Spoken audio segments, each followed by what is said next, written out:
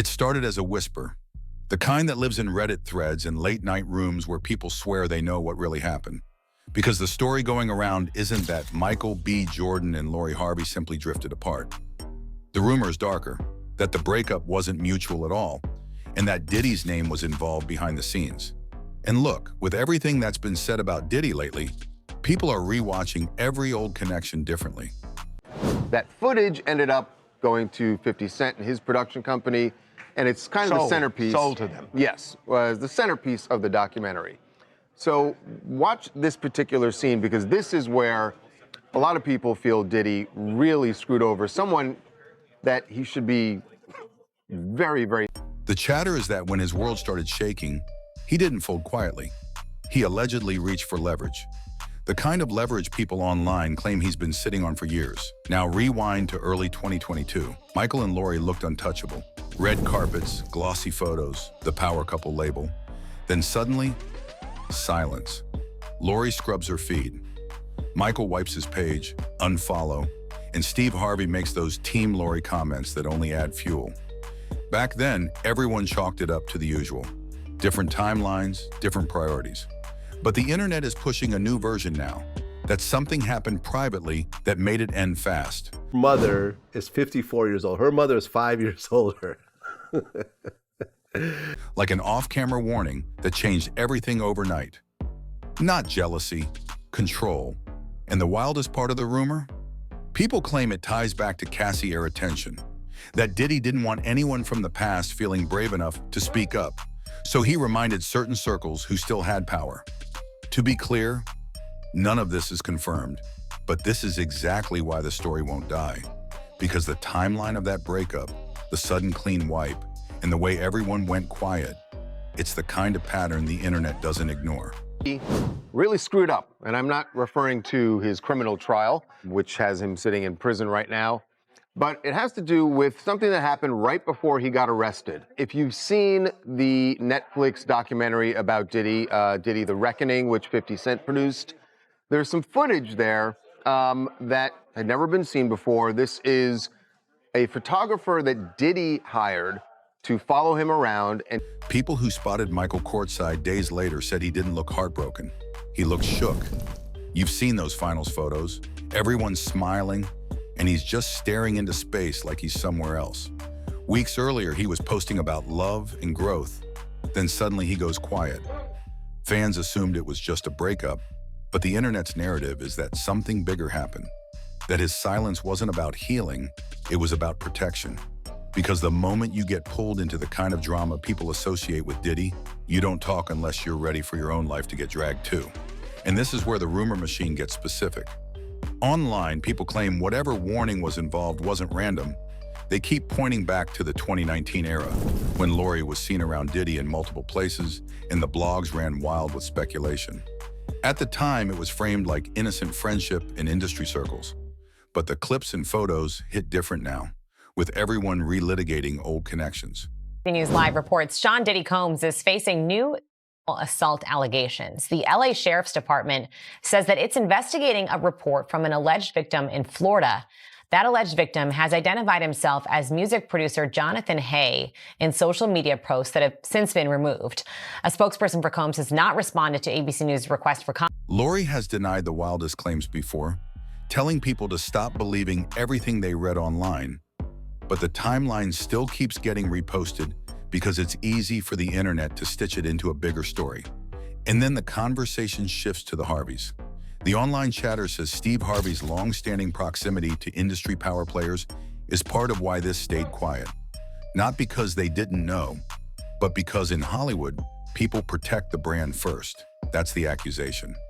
Jaguar Wright has also been loud about this general theme, that if you're sitting at certain tables, you don't stay completely unaware.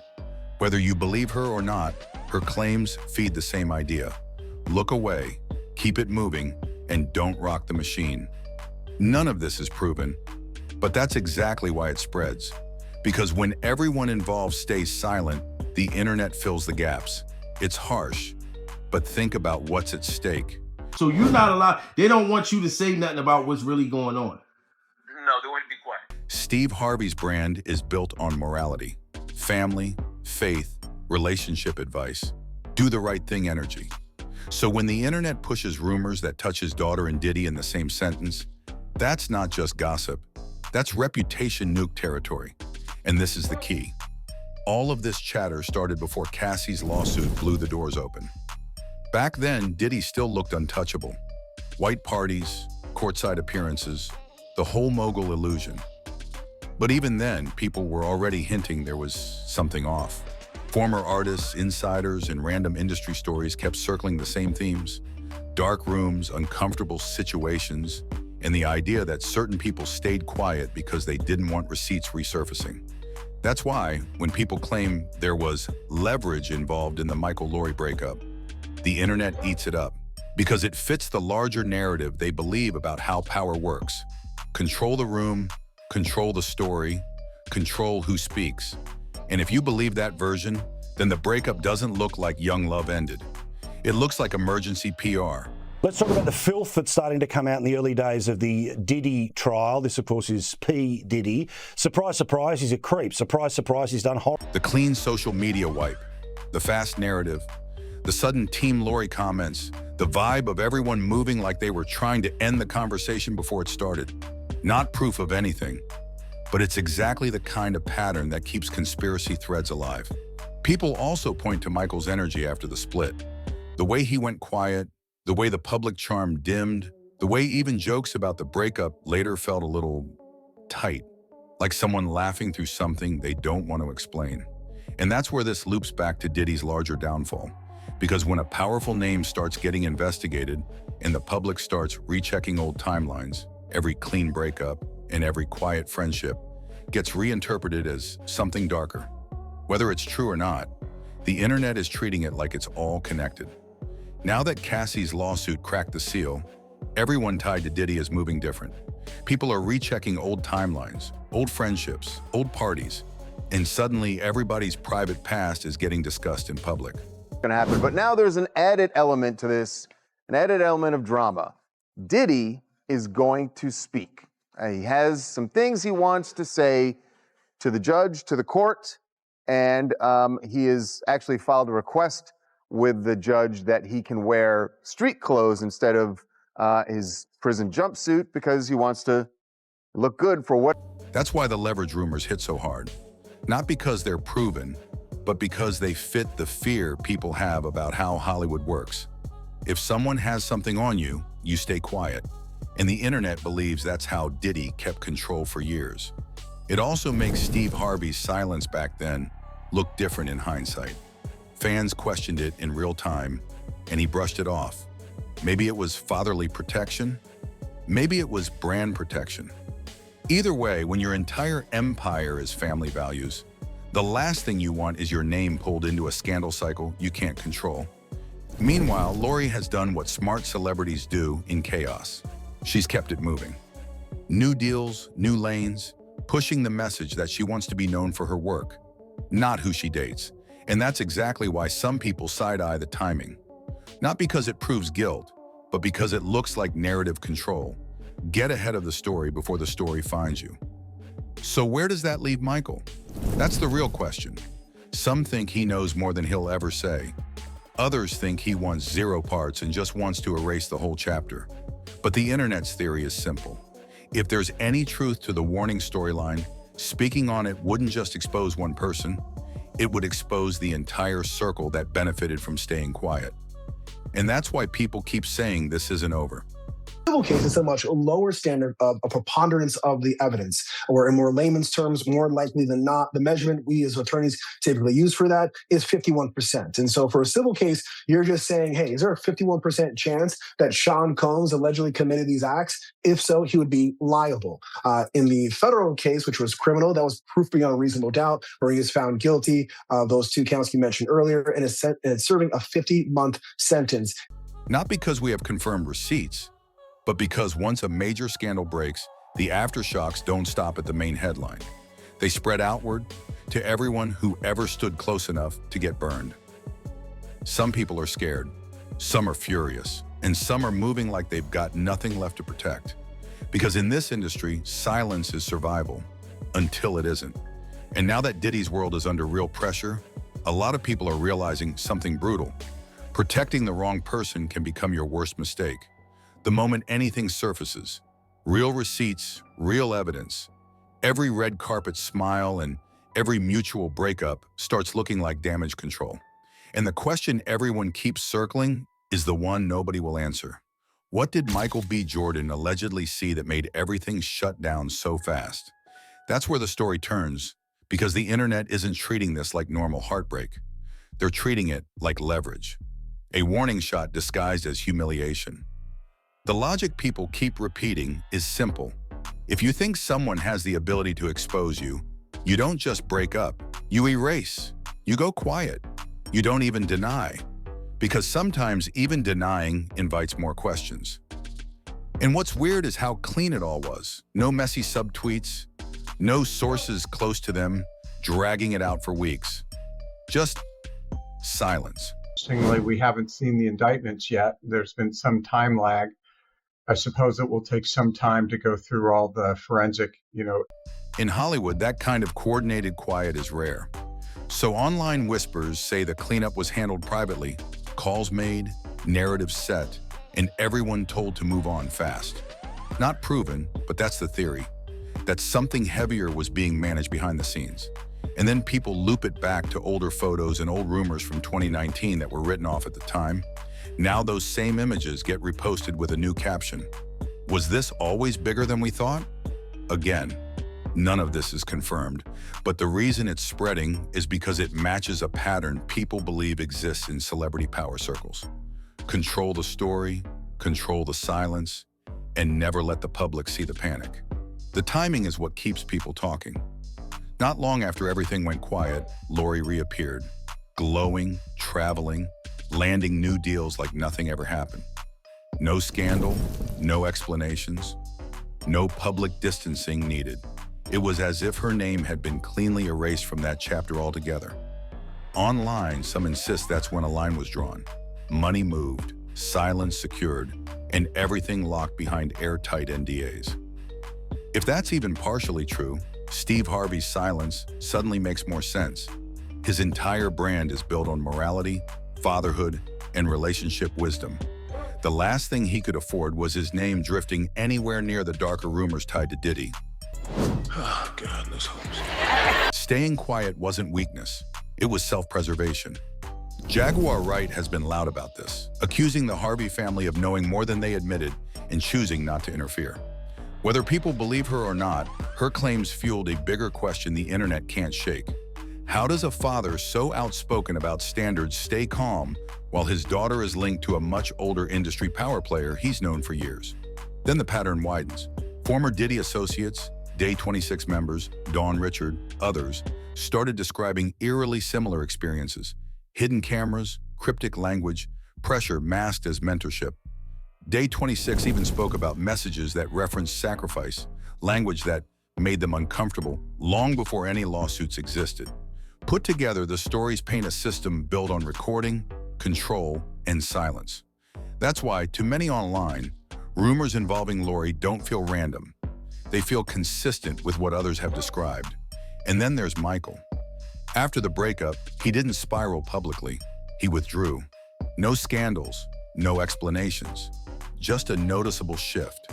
Fans still point to that courtside appearance, the frozen smile, the empty stare, as the moment something clearly changed.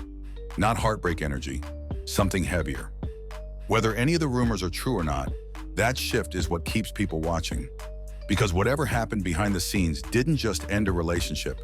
It altered the way one of Hollywood's safest stars moved forever. The way Michael changed after that split is what keeps this story alive. The same guy who carried Creed like a tank suddenly looked like someone carrying something heavier. A secret. Fans called it heartbreak, but people around him reportedly believe it was deeper. A moment that made him rethink fame, loyalty, and how power really works in this industry. Because if the internet's leverage theory is even close, this wasn't about losing a relationship. It was about seeing how privacy can be weaponized. And this is where Cassie's lawsuit becomes the backdrop everyone keeps pointing to. Her filing described alleged control tactics, including claims about recordings, and being forced to relive moments she wanted erased. Allegations like that are exactly why people now believe the vault wasn't just a rumor, it was a system.